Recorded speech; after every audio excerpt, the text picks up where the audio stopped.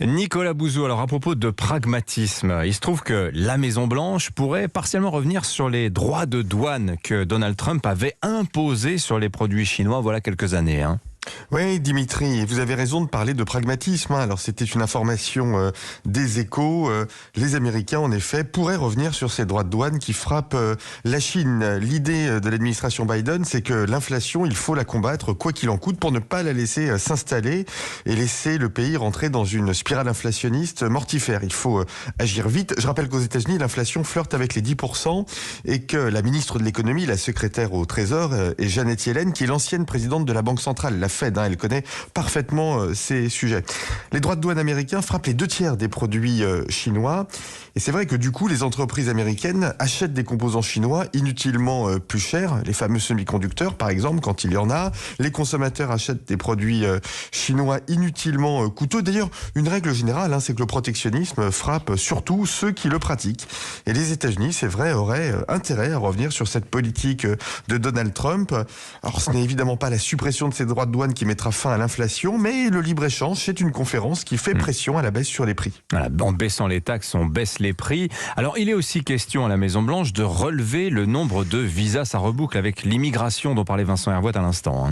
Oui, ça commence à être fait. Alors, de façon sporadique, 35 000 visas en plus au mois de mai pour les travailleurs saisonniers.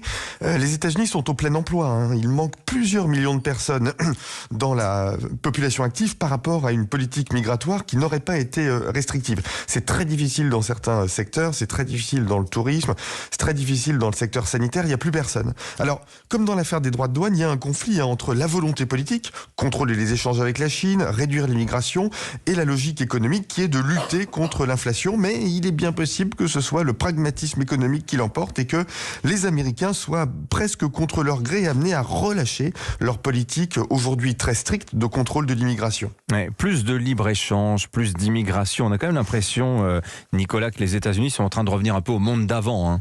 Oui, tout à fait. C'est intéressant de voir la force de l'économie. Les Américains veulent du pouvoir d'achat et l'administration Biden, elle essaie de faire un raisonnement économique correct, sans faire de mauvais esprit. Dimitri, ça tranche un peu avec une déclaration que j'ai trouvée hier curieuse de notre nouvelle première ministre, Elisabeth Borne, qui a déclaré, je la cite, que des contrôles seraient mis en place pour s'assurer qu'aucune entreprise ne profite de l'inflation pour augmenter sans justification les prix. Bon, écoutez, d'un côté, on va essayer aux États-Unis de faire jouer la concurrence. Chez nous, on va essayer de contrôler bureaucratiquement les prix fixés par les entreprises. Je vous laisse deviner quelle politique a ma préférence. Voilà, l'étatisme a de beaux jours devant lui en France, mon cher Nicolas. Merci beaucoup. Bonne journée à vous, 7h19.